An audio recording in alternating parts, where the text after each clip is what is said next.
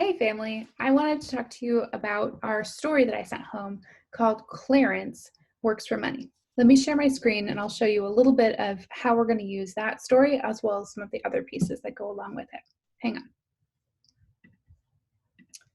Okay, here is our story, Clarence Works for Money. It's a level D reader, which is approximately a later kindergarten or early first grade reading level.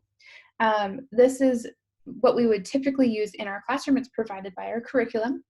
And so we would read this over the course of 1 week. And it's going to feel very repetitive and maybe redundant to you.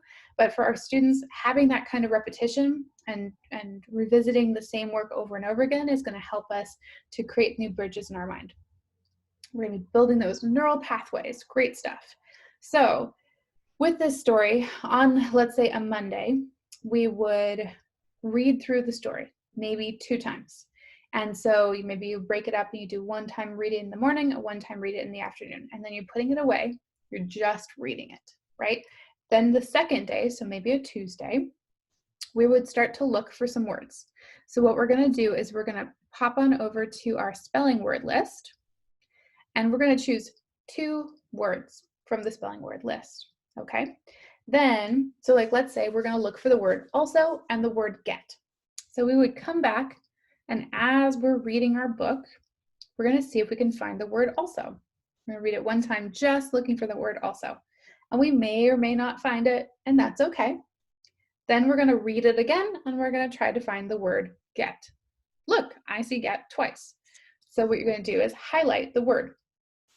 If, let's say, you have 2 words that you were able to find, like if we could find also and get, we might want to use 2 different colors.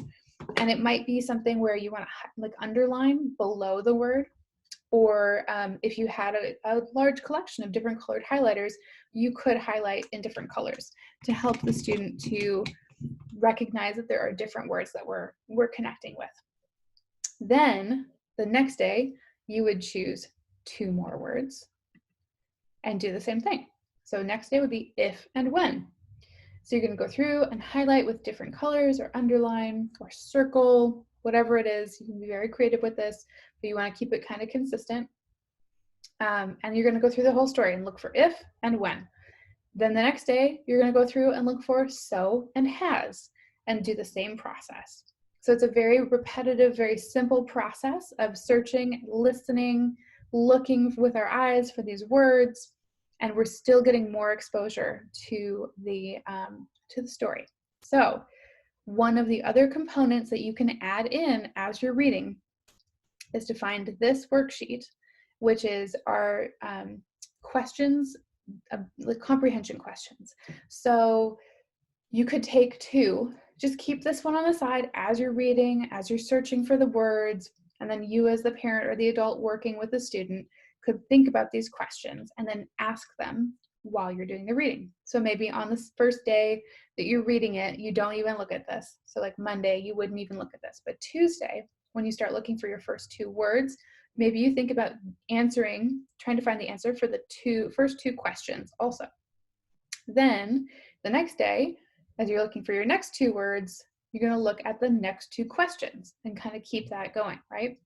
And you're going to have a lot of exposure to this story, and so will the student. And so theoretically, by Friday, you're going to be ready to actually take on this assignment with these questions.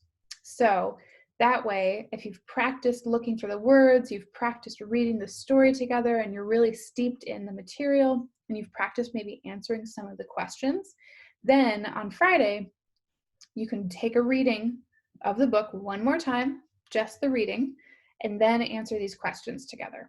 And that would be how we would kind of package this as an ELA lesson for our students in our classroom. If you guys need to work on it in a different pattern, or if it's just a little bit too much to take on, that's okay, no pressure. But this would be the way that we would typically try to engage in this.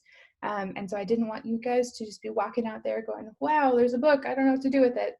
But of course, if you guys have any questions or ideas that you'd like to share with the rest of the families, please shoot me an email or a message on Parent Square, and I'm happy to collaborate and work with you guys.